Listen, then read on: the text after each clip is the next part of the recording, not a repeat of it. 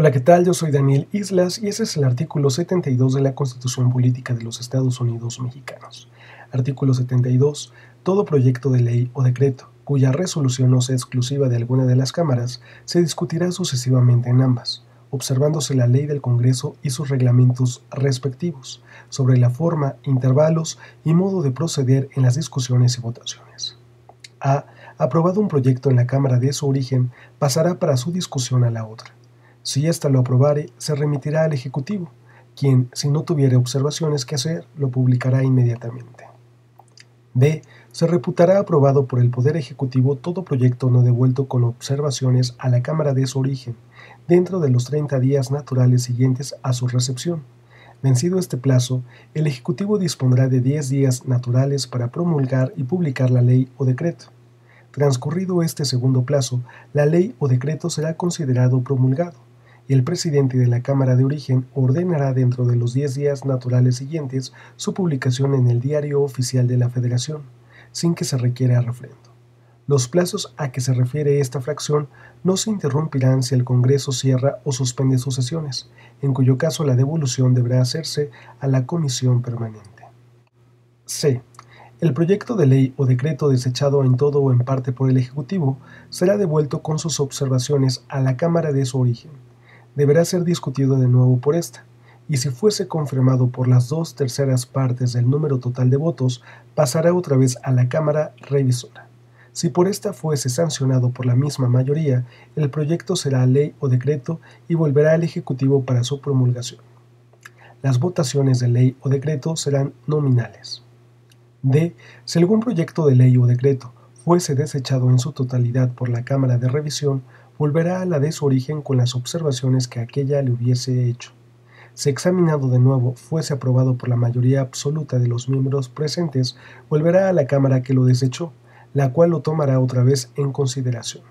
Y si lo aprobare por la misma mayoría, pasará al Ejecutivo, para los efectos de la fracción A, pero si lo reprobase, no podrá volver a presentarse en el mismo periodo de sesiones. E.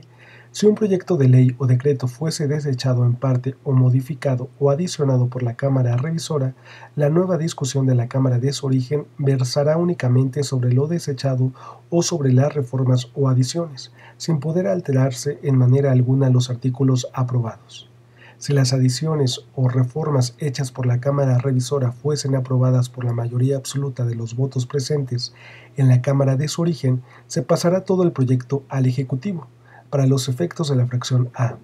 Si las adiciones o reformas hechas por la Cámara Revisora fueren reprobadas por la mayoría de votos en la Cámara de su origen, volverán a aquella para que tome en consideración las razones de ésta, y si por mayoría absoluta de votos presentes se desecharen en esta segunda revisión dichas adiciones o reformas, el proyecto en lo que haya sido aprobado por ambas cámaras se pasará al Ejecutivo para los efectos de la fracción A.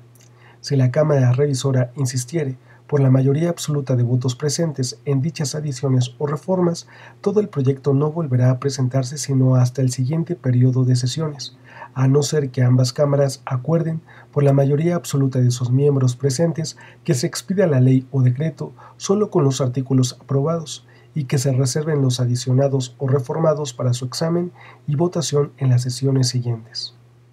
F.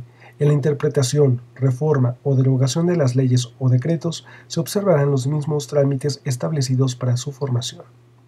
G. Todo proyecto de ley o decreto que fuere desechado en la Cámara de su origen no podrá volver a presentarse en las sesiones del año. H.